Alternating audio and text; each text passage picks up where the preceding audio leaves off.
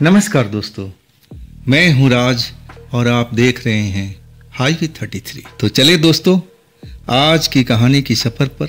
दोस्तों आज की कहानी जो हमें भेजे हैं ना, उनका नाम है राम नरेश, रहने वाले झारखंड के, और साल था 2004 का, यानी लगभग 25 साल के आसपास बीत चुका था। और राम नरेश उस टाइम में लगभग 24-25 साल के थे। एक ट्रक पर असिस्टेंट ड्राइवर थे। तो क्या हुआ उनके साथ में, आइए चलते हैं उनकी कहानी में, उन्हीं की पॉइंट ऑफ व्यू से। दोस्तों मेरा नाम राम नरेश है, लेकिन मैं ज़्यादा नरेश के नाम से ही जाना जाता था। मैं एक ट्रक पर असिस्टेंट ड्राइवर का काम कर रहा था। आम भाषा में कहे तो कंडक्टर या फिर खलासी। मेरा जो अब तमन्ना था ना, ट्रक ड्राइवरी सीखने का था। अब वही इच्छा अब मैं अपना पूरा कर रहा था। लगभग मैं ड्राइवर तो बन ही चुका था, लेकिन ज़्यादातर जो मेरी ट्रक चलाते थे मेरे सीनियर ड्राइवर यानी मेरे उस्ताद जी, और वो कभी कभी मुझे ट्रक चलाने को देते थे जब उनको नींद आने लगती थी रात के टाइम। ज़्यादातर हमारा सफ़र रात के टाइम ही होता था, लेकिन उस रात जो हुआ ना, वो आज तक मेरी आंखों में वैसी की वैसी छपा है। मैं उस घटना को भूल ही नहीं सकता, जब वो घटना का पहली बार मेरे साथ में शुरुआत हुई थी। वो सितंबर अक्टूबर का महीना स्टार्ट था। अब हल्की फुल्की सर्दी शुरुआत हो गई थी। मौसम में गर्मी नहीं थी, ठंड का अब एक तरह से चल रहा था मौसम। हम अपने ट्रक लेकर के जो उस्ताद जी चला रहे थे, और हम अपने सफ़र पर निकले हुए थे। हम झारखंड से अब उत्तर प्रदेश की तरफ जा रहे थे, और अभी झारखंड में ही थे। अभी हम रात को निकल नहीं पाए थे। लगभग 12 - 12:30 बजे के आसपास की बात, और एक जगह पर हमारा ट्रक रुक गया। उस्ताद जो थे अपने आप को सीनियर समझते ही थे, सीनियर थे भी, वो लग गए अपने काम में, ट्रक को स्टार्ट करने में, लेकिन ट्रक स्टार्ट नहीं हो पाया। अब वो एक तरह से बेचैन होने लगे। माल लोड था और कह रहे थे कि अब तो हम लेट हो जाएंगे, आज ना जाने किसका मुंह देखकर निकला, ये सब मेरे साथ में आज ही होना था। अब एक तरह से वो अपने आप कुछ बुदबुदा रहे थे, कुछ बोल रहे थे, और मैं अब एक तरह से निराश था। ऐसी जगह पर हमारा ट्रक रुका था, ना तो वहाँ कोई बस्ती थी, ना कोई गांव था, ना कुछ लाइटें वाइटें वहाँ पर दिख रही थी। हाँ, सुकून था इस बात का कि वहाँ पर चांदनी बिखरी हुई थी, आसमान साफ था।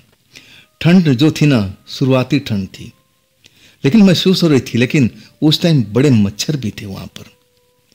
मच्छर अब एक तरह से हम पर हमला कर रहे थे।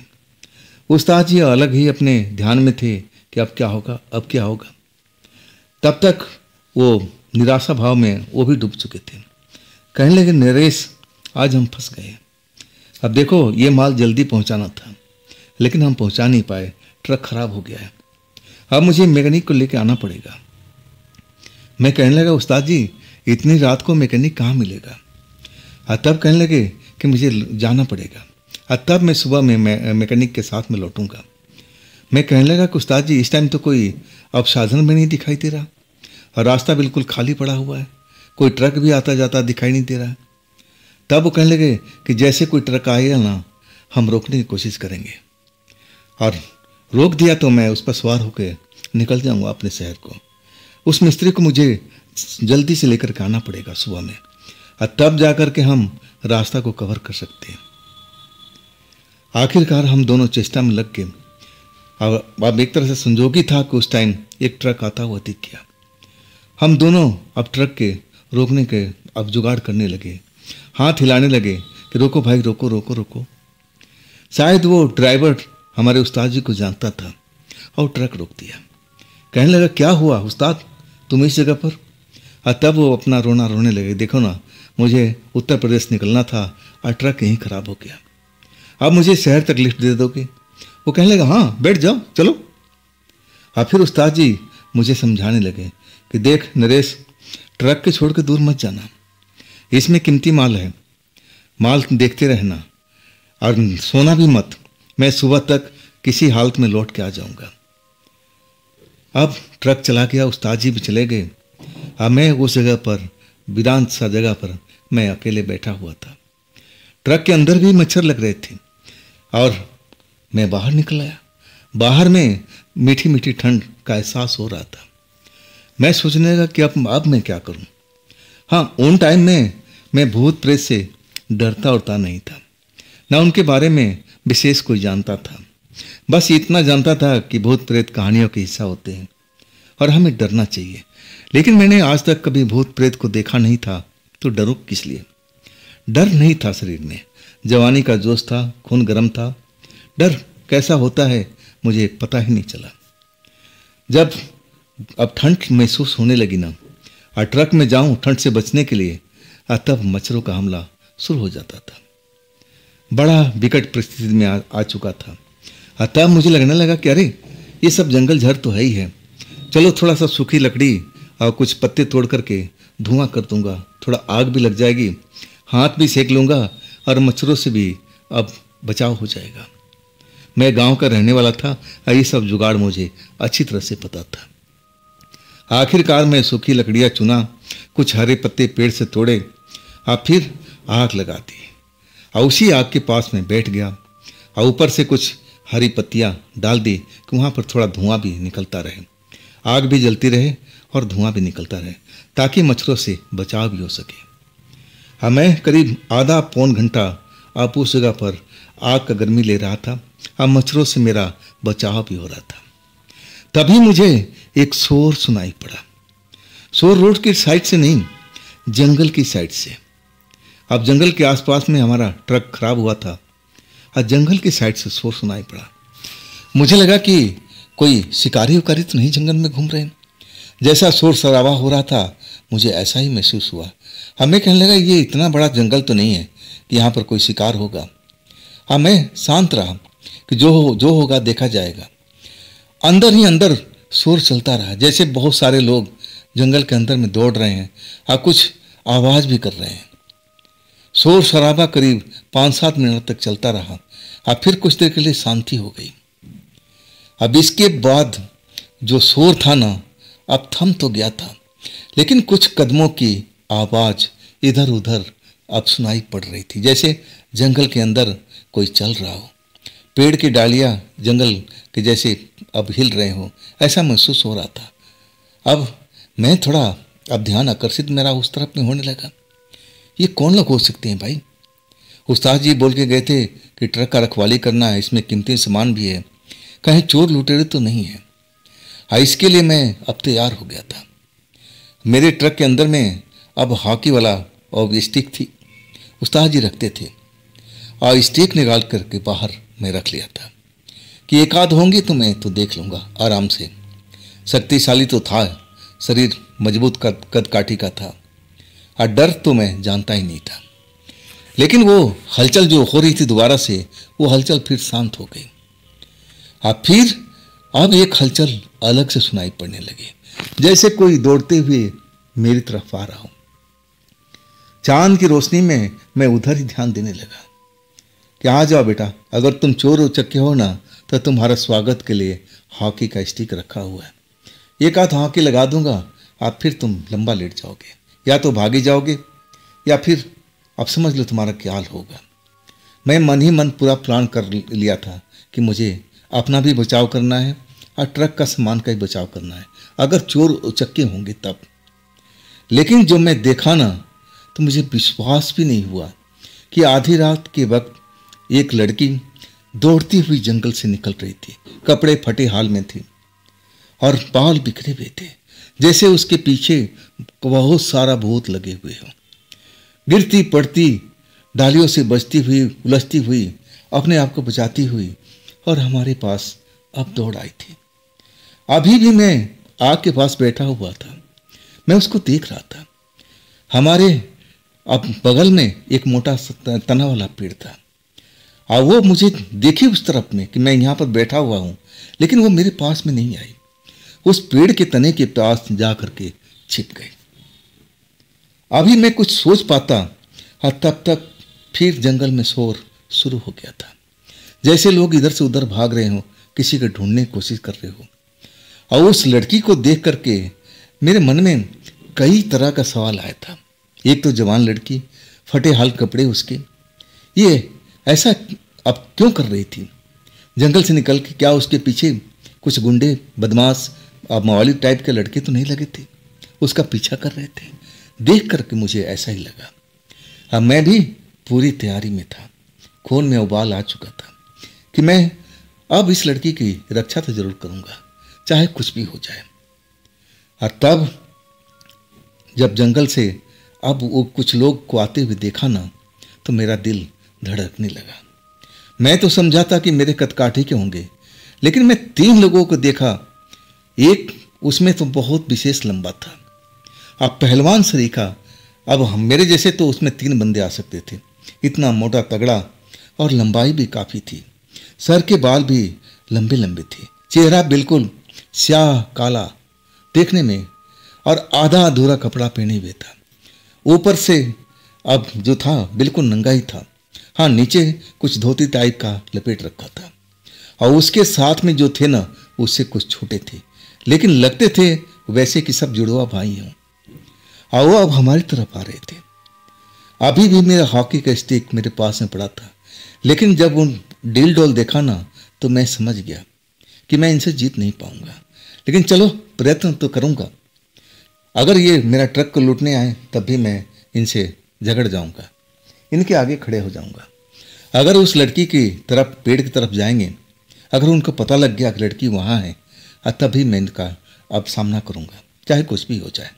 मेरे खून में ऐसी गर्मी आ चुकी थी, लेकिन उस लंबे वाले शख्स को देख करके थोड़ा हिम्मत में हार रहा था। और तब तक जहाँ मैं आग जला के बैठा हुआ था, और वो आग से लगभग कुछ दूरी पर आकर रुक गए। तीनों के तीनों एक लाइन में खड़े होकर के जैसे कुछ सूंघने की कोशिश कर रहे थे। लेकिन शायद जिस चीज़ को सूंघने की कोशिश कर रहे थे ना, वो उनको समझ में नहीं आ रहा था। अब मैं तो बिल्कुल आश्चर्य में पड़ा था। ये क्या सूंघ रहे हैं? किस चीज़ को ढूंढने की कोशिश कर रहे हैं नाक से सूंघ करके? तब कुछ देर तो इधर उधर देखते रहे, कई बार मेरी तरफ भी देखे। और मैं उस टाइम में जब उनका आंखें देखता था ना, तो आंखें भी जरूर से ज़्यादा बड़ी थी। मैं अपनी आंखें झुका लेता था। ना जाने ऐसा क्यों मेरे शरीर में उस टाइम डर हो जाता था। अब ऐसा शक्ल सूरत वाला इंसान मैंने कभी देखा नहीं था। मेरे लिए तो बड़ा अजूबा थे उस टाइम में। लेकिन वो अपने साथियों से जो लंबा वाला था ना, कुछ भाषा में बात करने लगा जो मैं समझ नहीं पाया, और थोड़ा दूरी भी थी। अब फिर वो जंगल के साइड में लौट गए। जैसे लौटने लगे ना, अब मेरी जो दिल की धड़कन तेज चल रही थी, और वो फिर धीरे धीरे शांत होने लगी कि चलो, इनसे मुकाबला नहीं हुआ, चलो आज मैं बच गया। न तो खाम खा मैं पीटी जाता, या मेरे साथ में कुछ बुरा भी हो सकता था।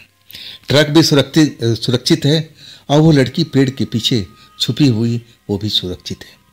अब मेरी नज़र में वो सब गुंडे मवाली ही जैसे दिखाई दे रहे थे, लेकिन इतना भयानक उनकी आंखें, मुझे रह रह करके अब मैं सोच में पड़ जाता था। और तब मैं पेड़ के साइड अब उठ करके खड़ा हो गया, और पेड़ के साइड चलने लगा। मुझे सबसे बड़ी हैरानी हुई कि जब मैं पेड़ के पीछे उस लड़की को देखने के गया कि अब तुम बाहर आ जाओ, अब डरने की जरूरत नहीं है, वो लोग अब लौट गए हैं। अब मैं उससे कई सवाल पूछना चाहता था कि तुम्हारे साथ में क्या हुआ है, ये तुम्हारे कपड़े लत्ते क्यों फटे हुए हैं। मैं अब जैसे ही पेड़ के पीछे जा रहा हूं, लड़की गायब, लड़की थी नहीं वहां पर। बड़ा हैरानी वाली बात थी मेरे लिए। मैं तो बस अब उसको देखता ही रह गया। मेरे नज़रों के सामने में वो लड़की पेड़ के पीछे जाकर छिपी थी, और अचानक वो कहाँ गायब हो गई। मैं अपने ट्रक के आसपास देखने लगा। ट्रक के पहियों के पीछे, अंदर, इधर उधर सब देख लिया था, लेकिन कहीं पर भी नजर नहीं आई। मैं फिर दूसरे पेड़, तीसरा पेड़, इस तरह करके कई सारे पेड़ों को पीछे चक्कर लगा चुका था, लेकिन वो नजर नहीं आई। मैं समझ नहीं पाया कि आखिर वो गई कहाँ गई। जिस हालात में थी, मुझे उस पर दया आ रही थी। तब मैं फिर आग के पास आके बैठ गया। अब मैं सोच रहा था उसी लड़की के बारे में। तब तक मुझे प्यास लग गई थी, गला सूख रहा था। पानी का बोतल ट्रक में रखा हुआ था। जैसे ही अपने साइड का हिस्सा खोलता हूँ, कंडक्टर साइड का, और जैसे ही खोलता हूँ ना तो मैं सकते में आ जाता हूँ। वही लड़की ना जाने कब मेरे ट्रक के अंदर आकर के बैठ गई थी। अब मैं उसको देख करके हैरान हो गया। मेरे मुंह से निकला, अरे तुम यहाँ पर, तुम यहाँ कैसे आ गई? नीचे उतर जाओ, अब डरने की बात नहीं है। वो सब चले गए। मैं ना जाने क्या क्या बोलता चला गया एक सुर में। तब वो लड़की ट्रक से नहीं उतर रही थी। अब मुझे प्यास लग रहा था। मैं कहने लगा कि तुम नीचे उतर जाओ और डरो मत, मैं तुम्हें बचा लूँगा। वो लोग चले गए और मुझे 2 मिनट के लिए ट्रक में आने दो ताकि मैं पानी की बोतल निकाल सकूं। तब वो संभल करके अब वो ट्रक से नीचे उतरी। फिर मैं ट्रक में सवार हुआ और पानी की बोतल निकाला।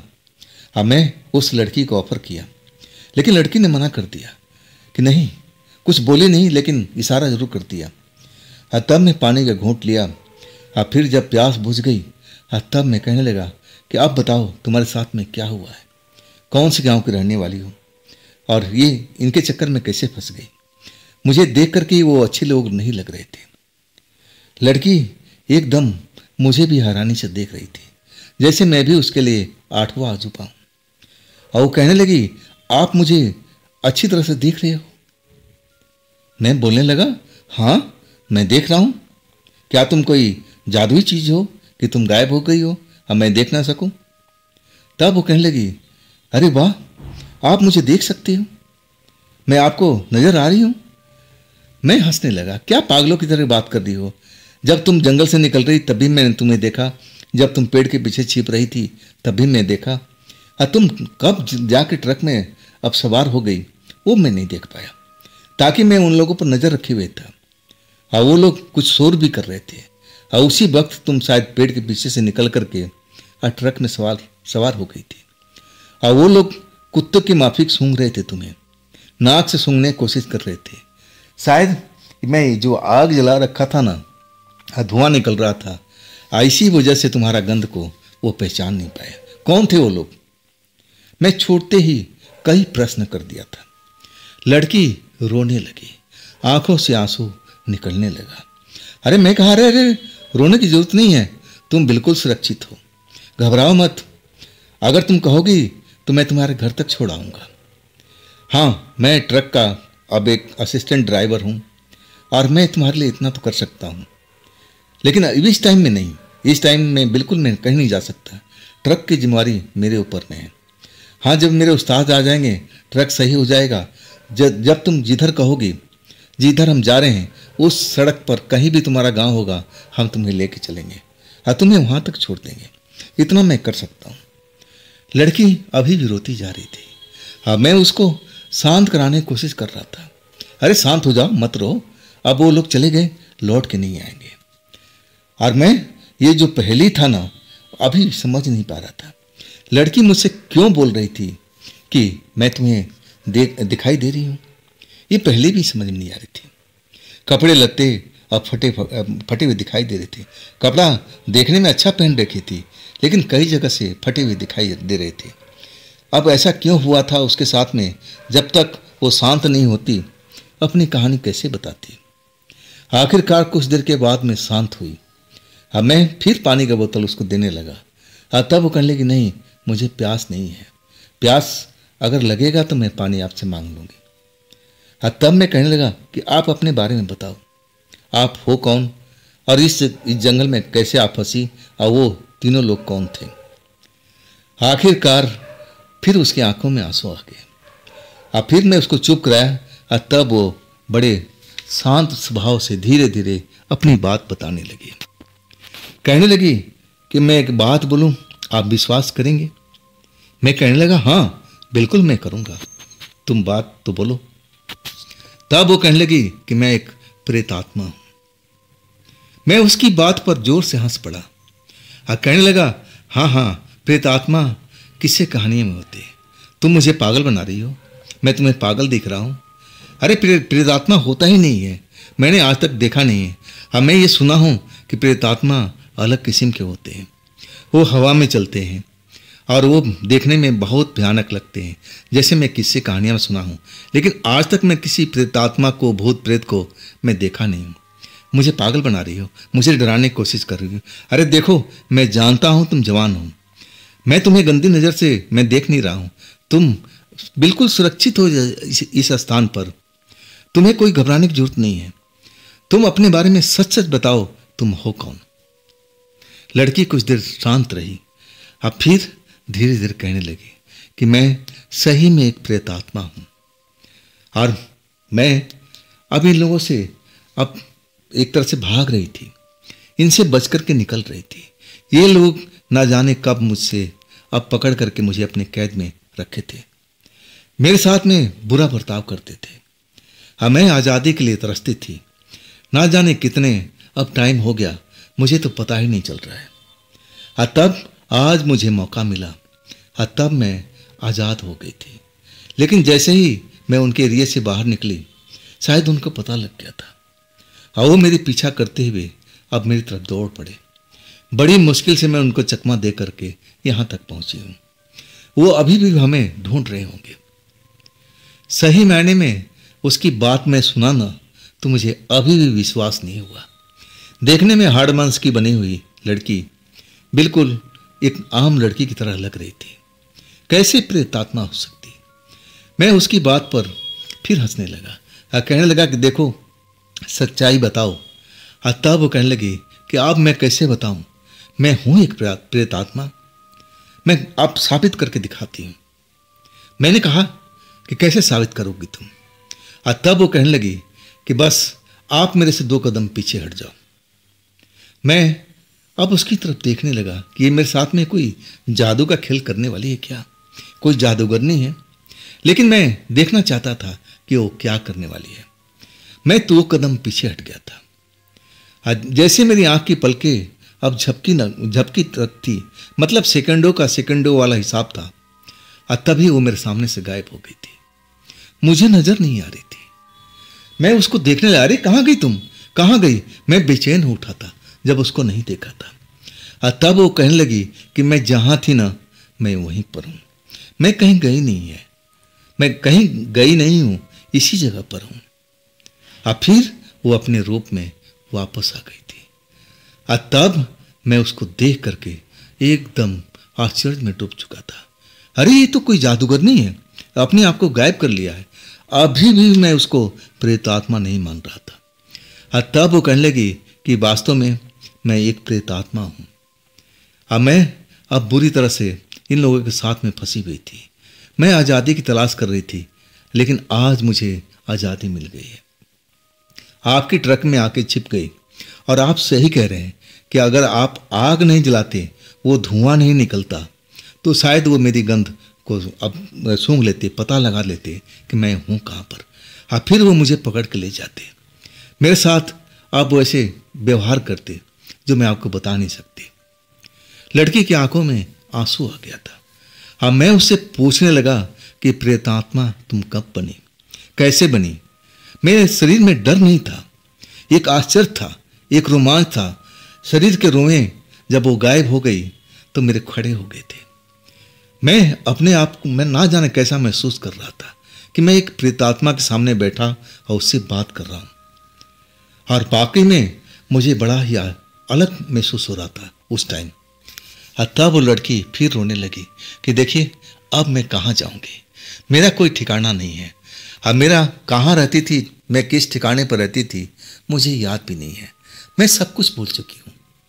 मैं कब मरी, कैसे मैं प्रेतात्मा बनी, मैं कहाँ की रहने वाली, मुझे कुछ भी याद नहीं है।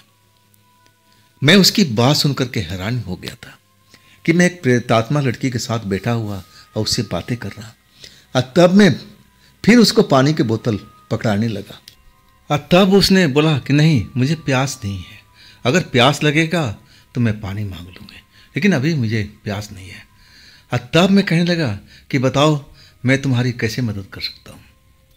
फिर उसकी आंखों में आंसू आ गए, कहने लगे कि मुझे आश्रय दे दीजिए, मुझे एक रहने का सुरक्षित ठिकाना दे दीजिए, ताकि मैं कुछ दिन या कुछ महीना अब मैं सुरक्षित गुजार सकूं। अब फिर मैं अपने लिए कोई न कोई ठिकाना ढूंढ लूँगी। उसकी बात में मैं अब एक तरह से अच्छी तरह से मैं पढ़ चुका था। अब मैं अब वाकई में उसके बारे में सोच रहा था। जो लड़की कह रही थी बिल्कुल सही बात है, अगर प्रेतात्मा है तो वो कौन लोग थे। मैं उनके बारे में जानने की कोशिश करता था, लेकिन वो गोलमोल जवाब देती थी कि मुझे अच्छी तरह से याद नहीं है, मैं भूल चुकी हूँ। लेकिन वो लोग मुझे बड़ा कष्ट देते थे। हाँ, मैं अब उनसे बच बचा करके अब यहाँ तक भाग के आई हूँ। मुझे एक रहने का स्थान आप दिलवा दीजिए, ताकि मैं कुछ दिन या कुछ महीना मैं गुजार सकूँ वहाँ पर सुरक्षित। तब मैं कहने लगा, तुम चिंता मत करो, लेकिन एक डर है, अगर तुम किसी को दिखाई दोगी तब क्या होगा, लोग बाग तो डर जाएंगे ना। तब वो कहने लगी, मैं किसी को नज़र नहीं आऊँगी, बस मैं आऊँगी तो आपको। तब मैं कहने लगा कि ठीक है, चलो अब उस्ताद जी को आने दो, इसके बाद हम बात करते हैं। तब तक तुम ट्रक में जा कर के आराम कर सकती हो। लड़की 1 मिनट देरी नहीं किया और वो गेट खोला और अंदर चली गई। फिर गेट बंद भी कर लिया। मैं वहीं पर आग के पास मच्छरों से बचता हुआ और उसी लड़की के बारे में सोचता जा रहा था कि वास्तव में ये जो लड़की बोल रही है ये सब कुछ सच्ची बात है ना। मैं प्रेतात्मा भूत प्रेत को आज तक देखा नहीं था। मैं तो यही जानता था कि ये लोग बहुत ही डरावने और बड़ा ही भयानक होते हैं।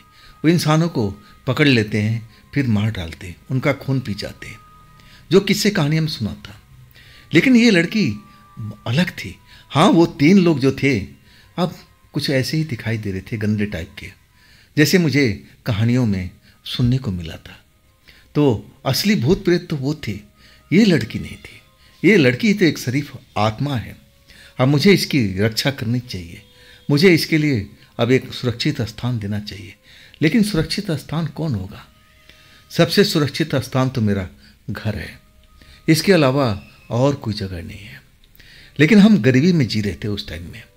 हमारा घर कच्चा ही था और कभी हमारे पिता अब काम करके आते तो सही ढंग का खाना बनता। अगर वो 2 दिन घर में बैठ जाते, कोई मजदूरी नहीं मिलती, तो कई बार हमारे घर का चूल्हा जलता तक नहीं था। और तब मैंने सोचा था कि मैं ट्रक ड्राइवर बनूंगा। मैं ट्रक ड्राइवर के बारे में सोचा था, जानता था कि ये लोग अच्छे पैसे कमाते हैं और आमदनी भी अच्छी होती है। अब मैं उस लड़की के बारे में सोच रहा था कि मैं अब इसको अपना घर पे ही लेके जाऊंगा। लेकिन कैसे? अभी तो हम एक यात्रा पर निकले हैं। अब यात्रा ना जाने उत्तर प्रदेश में कहाँ जाके ख़त्म होगी। अब फिर अगर वहाँ से कोई माल मिल गया तब तक लड़की ये ट्रक में कैसे रहेगी? और साथ में उस्ताद जी, अगर उनके सामने कहीं वो लड़की प्रकट हो गई, दिखाई देने लगी, तब उस्ताद जी तो डर ही जाएंगे। वो तो भूत प्रेत से बहुत ही डरते हैं। मैं दिमाग लगाने लगा। अब फिर एक आइडिया मुझे आ चुका था। पक्का उस्ताद जी जो कहते थे ना वो करते थे। सुबह 6 साढ़े 6 बजे के वक्त में एक मिस्त्री के साथ अब आ चुके थे। एक ट्रक रुका और ट्रक में से दोनों लोग उतरे। मिस्त्री अपना बड़ा सा थैला लेकर के अब हमारे ट्रक के पास आ रहा था। और तब मैं उस लड़की से, अब दिखाई तो नहीं दे रही थी उस टाइम भी, सुबह हो चुका था। अब मैं बोला, देखो तुम ट्रक से दूर हो जाना, अभी हमारे उस्ताद जी आ रहे हैं, और फिर तुम किसी टाइम में प्रकट हो गई तो उनके लिए तो बड़ा खतरा हो जाएगा। लेकिन कोई आवाज़ सुनाई नहीं थी। और तब तक अब उस्ताद जी कहने लगे, हाँ नरेश, कैसा रहा रात का? ठीक ठाक रहा ना? आराम से सोया ना? और तब मैं बोला, उस्ताद जी मैं खाक सोया आराम से, देखो आग जला के बैठा रहा, अब रात भर मच्छर काटते रहे और ऊपर से ठंडी हवा, मुझे सोने कहाँ दिया।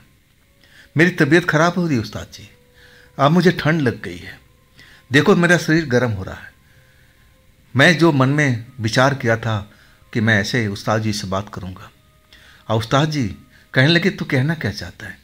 मैं कहने लगा, उस्ताद जी मेरी तबीयत ठीक नहीं है, मुझे अपने घर लौटना है, मैं आपके साथ अब आगे के सफ़र नहीं कर पाऊंगा, मुझे माफ़ कर दीजिए। उस्ताद जी मेरी बात सुन करके अब उनका दिमाग गर्म हो गया। दिमाग गर्म के थे, बीपी उनका हाई हो जाता था और अंट संट बोलने लगे कि मुझे धोखा दे रहा है। मैं कहने लगा, उस्ताद जी धोखा नहीं दे रहा हूँ, अब मेरी तबीयत वाकई में सही नहीं है, आप मेरे हाथ को छू के देखिए, मेरा शरीर गर्म है, मैं रात भर बहुत परेशान रहा हूँ, मुझे डॉक्टर के पास जाकर इलाज करवाना है, रात भर मच्छर ने खाया, कहीं मुझे मलेरिया हो गया होगा तो। आखिरकार उस्ताद जी कहने लगे, ठीक है तू निकल जा, देर मत कर, लेकिन तेरी सैलरी मैं रोक दूंगा, मैं दूंगा नहीं। मैं कहने लगा कि सैलरी अपने पास ही रखो आप, मुझे आपकी सैलरी नहीं चाहिए। ऐसे खड़ूस इंसान का जो किसी बात को, किसी का दर्द को ना समझता हो। अरे मैं बता रहा हूँ कि मेरी तबीयत खराब है तो आप समझती क्यों नहीं है। आखिरकार मैं उस्ताद जी से झगड़ा मोड़ ले लिया था। अब फिर मैं सोचने लगा कि अब लड़की को कहाँ आवाज़ दूँ, कहाँ है लड़की। अब तो सुबह का टाइम हो चुका है, लड़की दिखाई नहीं दे रही थी। अब मैं पेड़ के पास में गया किसी बहाने से। अब फिर मैं धीरे से बोलने लगा कि देखो मैं अब घर चल रहा हूँ, अगर मेरे आसपास में हो ना तो मेरे पीछे पीछे चलो, लेकिन किसी को दिखाई मत देना। हम यहाँ से कोई ना कोई साधन लेकर के अब अपने गांव निकलेंगे। अब वही हुआ, लड़की नज़र तो नहीं आई, लेकिन मुझे पक्का पता था कि मेरे हर पल साथ में थी। बस में सवार हुआ और तभी मुझे एक एहसास था हुआ जैसे मेरे कोई बालों को छुआ है। और तब मैं समझ गया कि लड़की मेरे बगल में बैठी हुई है। आखिरकार मैं अपने गांव आ गया। मेरी माँ बाप अब मुझे देखकर चिंता करने लगे, अरे कैसे लौट आया, कल ही तो गया था, बात क्या हो गया। अब मैं कहने लगा कि मेरी तबीयत खराब हो गई थी, रात भर मैं मच्छर से लड़ता रहा। अब वही कहानी अपने माँ बाप को अब सुनाया। अब माँ बाप अब एक तरह से निराश हो गए थे और कहने लगे तुमने उस्ताद से झगड़ा मोड़ ले लिया, ये ठीक नहीं किया। जब मैं वो झगड़े की बात बताया था और तब मैं कहने लगा कि आप लोग घबराइए मत, मैं आपके साथ चलूँगा ना, जब मैं सही हो जाऊँगा तो आपके साथ मेहनत मजदूरी कर लूँगा। उतना पैसा तो मैं यहीं पर कमा सकता हूँ जितना ट्रक में। अब मुझे ट्रक का लालच नहीं है, मैं समझ गया हूँ कि उस ट्रक में कितनी मेहनत करना होता है, जहाँ जी जान लगाना होता है और तब जाके दो पैसा नज़र आता है।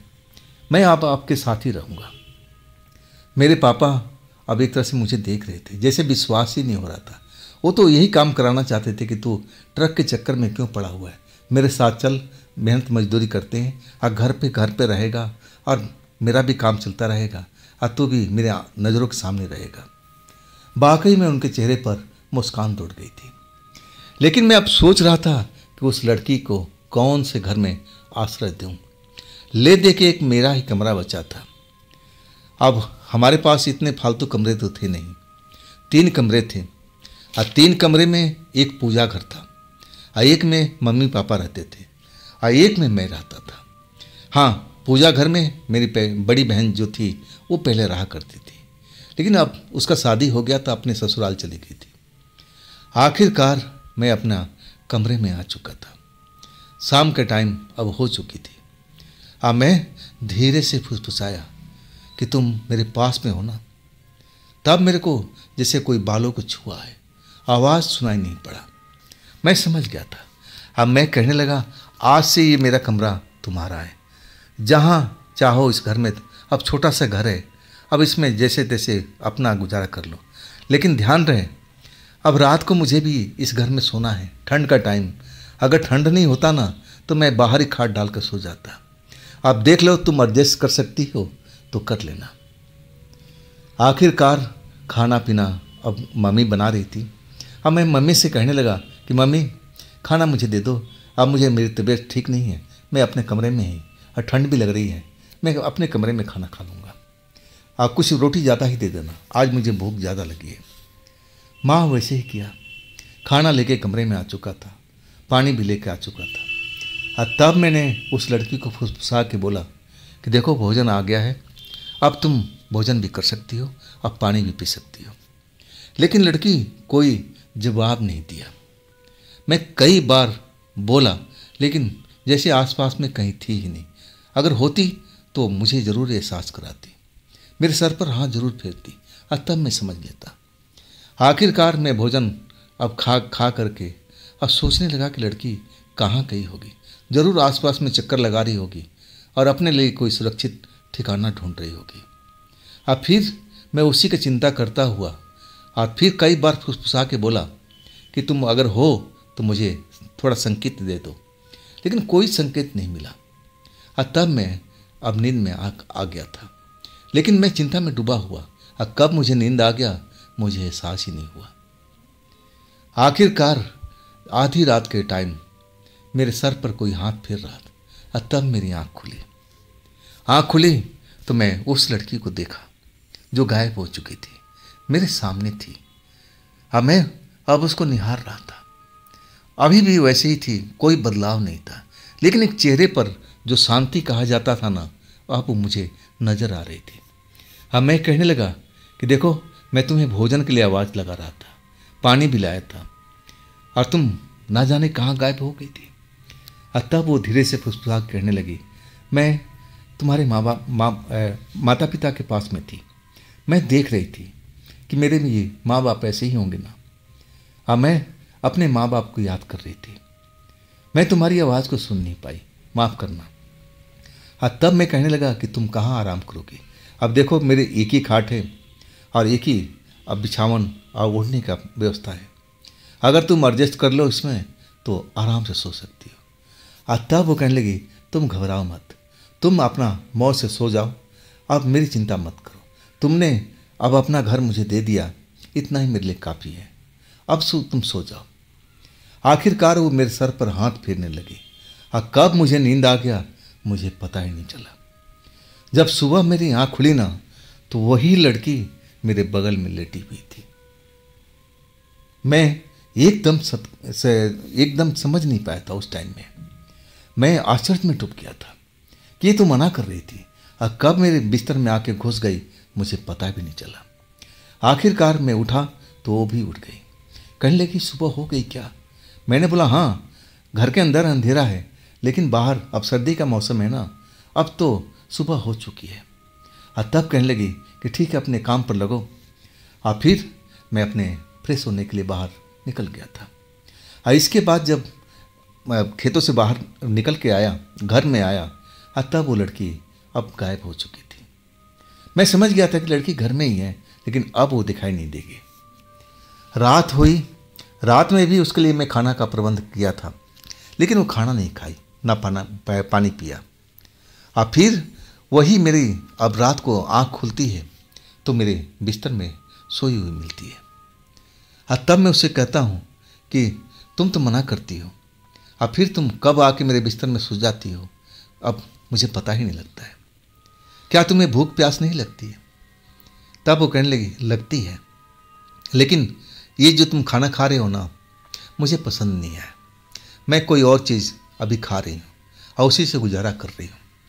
मैं पूछने लगा कि ऐसी कौन सी चीज़ है, और तब वो गोल मोल जवाब देने लगे और कहने लगे कि रात है ना, सो जाओ। और तुम लोग ऐसा खाना क्यों बनाते हो, अच्छे खाना क्यों नहीं बनाते हो? सूखी रोटी बनाते हो, अब ऐसी हल्की फुल्की सब्जी बना लेते हो, और कभी नमक के साथ में, ये चक्कर क्या है? और तब मैं उसको बताने लगा कि देखो, हम लोग गरीब हैं, अब हमारे पास में इतना पैसा नहीं है कि मालपुआ पकवान बनाएं। ये भी हमारे लिए जो मिल जाता है, हम ईश्वर को धन्यवाद देते हैं कि हमारा अब एक गुजारा चल रहा है। और तब लड़की सोच में डूब जाती थी, और फिर मैं सो जाता था। मैं साफ कहूँ ना, उस लड़की से हमारा कोई शारीरिक रिश्ता नहीं था। अब एक तरह से उसका सुरक्षा कर रहा था, और लड़की भी मेरे साथ में ऐसा कोई व्यवहार नहीं कर रही थी जिससे मुझे कोई धक्का लगे। अब वो सोती भी थी ना, तो मेरे सोने की बात में कब आके सो जाती थी मुझे पता भी नहीं चलता था। खैर, इस तरह कुछ दिन चलता रहा, और फिर मैं अपने पिता के साथ मजदूरी करने जाता रहा। जो भी कमा के आता हम लोग, अब मालपुआ तो बनने से रहा, लेकिन रूखी सूखी रोटी जरूर बनती थी। अब मैं उस लड़की के लिए लेकर आता था, और लड़की एक बार मेरे सामने में एक रोटी खाई थी और कहने लगी कि देखो, सूखी रोटी में भी कितना स्वाद है। आज मैं ये रोटी खाई हूँ बहुत दिनों के बाद में। अब मैं तो बड़ा खुश हो गया था। मैं कहने लगा कि हम गरीब लोग हैं, और गरीब के घर में ऐसा ही भोजन मिलता है।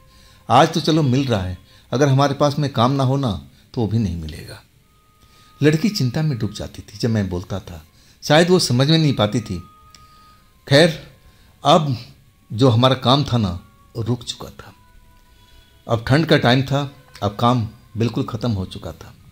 हम बाप बेटे घर पर बैठ गए थे और आपस में बात कर रहे थे कि अब हमारा गुजारा कैसे होगा। पापा कह रहे थे कि देख, तू ट्रक पर चला जा, अब उस उस्ताद के पास मत जाना, कोई और ट्रक पर जाके काम कर, देख यहाँ मजदूरी मिल नहीं रही है। तो मैं कहने लगा, पापा मैं अब आपको छोड़ के नहीं जाऊँगा, अगर काम करना होगा तो मैं यहीं पर करूँगा। मैं काम की तलाश करूँगा, थोड़ा आगे तक चला जाऊँगा, दूसरे गांव में चला जाऊँगा, कोई ना कोई काम तो ज़रूर मिलेगा। आप शांत रहो, मैं आपको भूखे मरने नहीं दूंगा। आखिरकार मैं दूसरे गांव में चला गया था। मजदूरी मुझे मिल गई थी। अब मैं खुश था। शाम की जब लौट के आ रहा था ना, तो अंधेरा हो चुका था और मैं बड़ा जोश में था। पैसे कुछ ज़्यादा ही कमाया था आज मैंने, बड़ा ही मेहनत किया था। अब मैं खुश था कि चलो अब सब कुछ सही है, 2-3 दिन का गुजारा हो जाएगा और इसके बाद देखा जाएगा। और कल भी मुझे वैसे काम पर आना था। मैं रास्ते पे चलता जा रहा था, अचानक मेरे पैरों में कोई चीज़ फंस गया था। अब मैं गिरने वाला था और तब मैं उस चीज़ को देखने लगा तो एक पुराना सा थैला था जो मेरे पैरों में अब आके फंस चुका था। अब मैं तो एक बार उछल पड़ा था, मैला कुचैला। अब ऐसा थैला देख करके अब गांव के लोग बाग बताते थे कि ऐसे जो बाहर में चीज़ पड़ी होती है मैला कुचैला, उसमें जादू टोना होता है, उनसे दूर होना चाहिए। मैं जादू टोने के बारे में भी विशेष नहीं जानता था, लेकिन जब वो थैला मेरे पैरों में उलझ गया ना, तो उस थैले को मैं उठा लिया। थैला थोड़ा सा वजन वाला लग रहा था। मैं सोचा कि इसमें क्या हो सकता है। अब पहला थैला के अंदर में दूसरा थैला, उसके अंदर में अब मैला कुचैला कपड़ा बंधा हुआ था। एक पोटली सी मुझे नजर आई।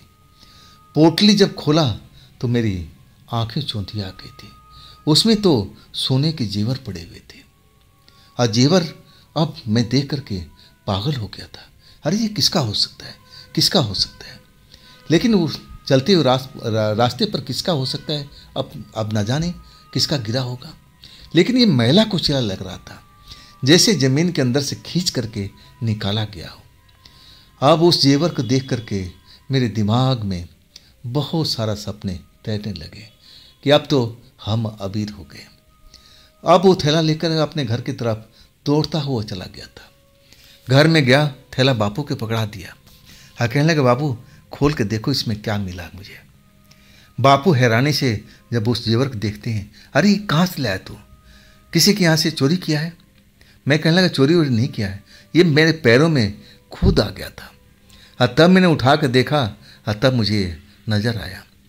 अब तो बापू अब इसको बेचो और हमारी गरीबी के दिन दूर हो गए।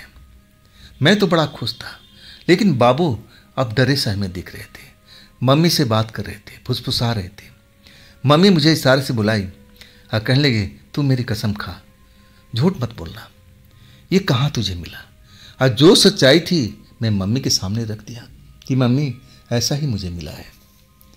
आखिरकार मम्मी को भी अब मेरी बात पर विश्वास हो गया। अब मैं तो खुश हो गया था। पापा के चेहरे पर भी जो निराशा भरी अब दिखाई देती थी, अब चमक आ गई थी। अब खाना पीना खा करके अब मैं अपने कमरे में आ गया था। अब मैं उस लड़की के लिए खाना लाया था, लेकिन लड़की कहीं नज़र नहीं आ रही थी, ना संकेत मुझे मिल रहा था। जब मैं भोजन करके अपने रजाई के अंदर आ चुका था और कब मुझे नींद आई मुझे पता ही नहीं। जब मेरे बालों को कोई छूने लगा ना, और तब मेरी आँख खुली। लड़की मेरे रजाई के अंदर नहीं, बाहर खड़ी थी और देख कर मुस्कुरा रही थी। मैं उसको देखा और तब मैं उसको बोलने लगा, अरे मैं भोजन लाया था, तुम था कहाँ पर थी? और तब वो कहने लगी, मैं कहीं गई हुई थी, अभी आई हूँ। आप बताओ आज का दिन कैसे गुजरा? मैंने बोला, अरे मैं तुम्हें इसी बात को तो खुशखबरी देना चाहता था। रास्ते में मुझे सब कुछ मैं बताता चला गया। लड़की के चेहरे पर एक लंबी मुस्कुराहट नजर आ रही थी। तो कहने लगी, अब फिर देर किस बात की है, सुबह में उस जेवर को बेचो, अब फिर तुम्हारा गरीबी का दिन खत्म। वाकई में अब वो लड़की मुस्कुरा रही थी और उसकी मुस्कुराहट कुछ ज़्यादा ही दिखाई दे रही थी। मैं उसकी मुस्कुराहट देख करके सोच में पड़ गया। तब वो कहने लगी, अरे उदास क्यों हो गए, क्या सोच रहे हो? मैं कुछ समझ रहा था, समझने की कोशिश कर रहा था। और तब मैं बोला, ये सब जो मैंने पाया है इसमें तुम्हारा कितना रोल है, सच सच बताना। और लड़की चुप हो गई। क्या तुम जान गए? मैं बोला, तुम्हारी मुस्कुराहट देख करके, इतनी लंबी मुस्कुराहट मैं तुम्हारे चेहरे पर नहीं देखा, तुम्हारी आंखें भी चमक रही थी। और तभी मुझे शक हो गया। कि हो ना हो इसमें तुम्हारा हाथ जरूर है, सच बताना। तब वो कहने लगी कि तुम्हारी गरीबी मैं देख नहीं सकती थी। मैं चेष्टा करती थी, मैं रात में गायब होकर के अब कुछ ऐसी चीज़ों को ढूंढ रही थी जो ज़मीन में दबा हो। आखिरकार मुझे आज सफलता मिल गई थी और तब मैं तुम्हारे सामने रखा था। अब मैं जानती थी कि अगर मैं ला के दूंगी ना तो तुम लोगे नहीं, ना तुम्हारा परिवार अब इस चीज़ को लेगा। और तब मैंने सोचा कि ऐसा क्यों ना किया जाए। मैं तुम्हारे रास्ते में अब खड़ी थी, जैसे तुम चल रहे थे वो थैला तुम्हारे पैरों में फंसा दिया था ताकि ये थैला तुम्हें आसानी से मिल सके। मैंने कोई बुरा किया? सोचो। मैं कहने लगा ये चोरी का माल तो नहीं है। तब वो कहने लगी नहीं नहीं, ये ज़मीन में अब सालों से दबा हुआ था और तब मैं इसको खोद के निकाली हूँ। मैं सोचा इससे तुम्हारी गरीबी दूर हो जाएगी। वाकई में उस लड़की ने हमारी तो बहुत मदद की थी और इसके बाद हमारे गरीबी के दिन दूर हो गए थे। उन पैसे से अब हमारे कायाकल्प अब एक तरह से हो चुका था। घर जो कच्चा पक्का था हमने पक्का बनवा लिया और अपने घर के आसपास ही अब मैंने एक दुकान बना लिया और दुकान करता था। वो लड़की हर रात को मुझे मिलती थी, उसके लिए मैं बढ़िया बढ़िया पकवान बनाता था, पूछता था कि आज तुम्हें क्या खाने की ज़रूरत है, और वो हमेशा मीठी चीज़ पसंद करती थी और उसके लिए स्पेशल बनाता था। लेकिन ये जो राज था ना, मैंने अपने माँ को और अपने पिता को या फिर अपने दोस्तों को किसी को नहीं बताया था। वो लड़की हमारे घर में 6 महीने तक रही, जहाँ तक मुझे अंदाज़ा है। और इसके बाद वो लड़की रात के टाइम मुझे जगाई। हाँ, मैं नींद में था और तब वो कहने लगी कि देखो उठो उठो जल्दी उठो। मैं कहने लगा कि हाँ बोलो। आप मुझे मेरे नाम से पुकारती थी कि नरेश देखो मैं अब जा रही हूँ, मुझे अब जाना है, मैं अब तुम्हारे घर में रह नहीं पाऊँगी, मेरा टाइम ख़त्म हो रहा है, अब मुझे जाना है। अब मैं नींद में था, उसकी बात को समझ रहा था, लेकिन मैं अपनी आंखें नहीं खोल पा रहा था, कानों में आवाज़ आ रही थी। और तब मैं आंख बंद करते हुए कहने लगा कि ठीक है लेकिन जल्दी आना। वो लड़की उसके बाद में चली गई, अब फिर दोबारा नहीं लौटी। मुझे बड़ा अफसोस था कि मैं उसको जाते जाते देख भी नहीं पाया, मैं उसको विदा भी नहीं कर पाया। कब चली गई मुझे पता ही नहीं चला। मेरी आंखें क्यों बुझिल हो गई थी, मेरी नींद क्यों आ रही थी, मेरी आंखें हर रोज़ की तरह खुली क्यों नहीं, मुझे आज भी अफसोस है। लेकिन उस दिन के बाद वो लड़की हमारे घर में कभी भी नहीं लौटी, लेकिन उसी के वजह से हमारे घर की गरीबी दूर हुई थी। तो दोस्तों ये थी आज की कहानी नरेश जी की भेजी हुई। उनका पूरा नाम राम नरेश है और झारखंड के रहने वाले हैं। ये घटना उनके साथ में 2004 में हुआ था।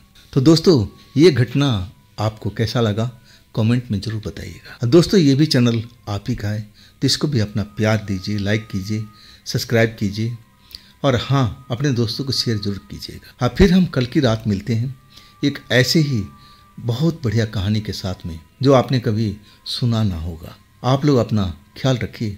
नमस्कार।